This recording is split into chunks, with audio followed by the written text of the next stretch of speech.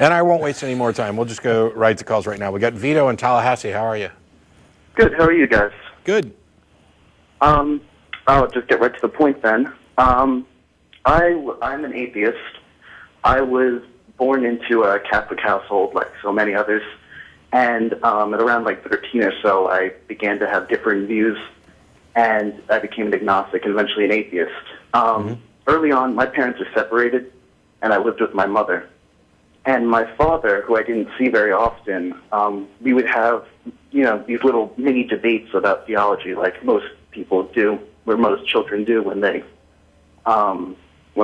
deconvert like that. But the main problem is he told me that he didn't believe me. He thought that I was just kind of saying that to be like a rebel.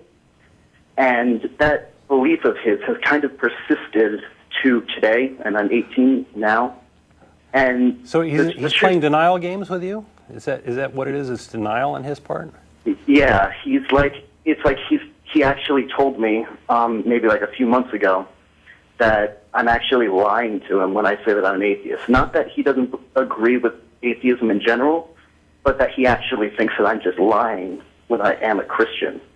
And I mean, it's been a tremendous wedge in me having a relationship with my father. Sure. And I mean, I'm sorry because this isn't really on topic, but I just wanted to know, like, if you guys had maybe even a little bit of advice as to how I could at least let him know that I'm not just kind of trying to troll him, you know what I mean? Because he really honestly believes that. I think it's a defense mechanism on his part. You're worried about, how this, he thinks you're lying, and you're worried about how this affects your relationship.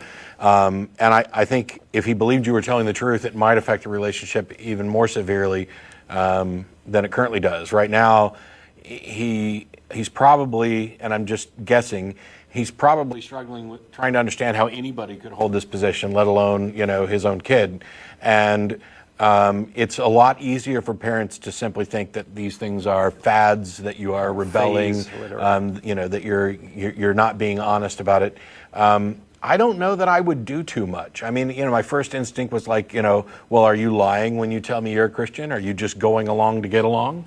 But I don't know that I'd do that either. I think the best thing that you can do is just keep being who you are, and keep being honest. And eventually, I mean, it might take a while, but I'm pretty sure if you maintain this position and honesty and everything, that eventually he's going to come around and say, you know what? I guess he's not lying. He really doesn't believe.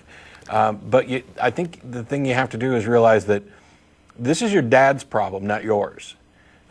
This is him having difficulty coming to grips with reality, which I would argue as a theist, there's already this problem of coming to grips with reality, or coming to understand why it is that people reject these God claims that other people accept.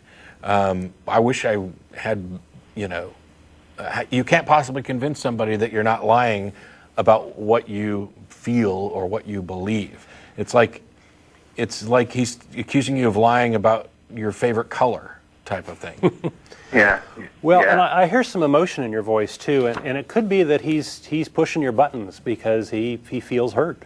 So I would recommend that you try to detach your emotions from this thing, and not let him get your goat with this, right?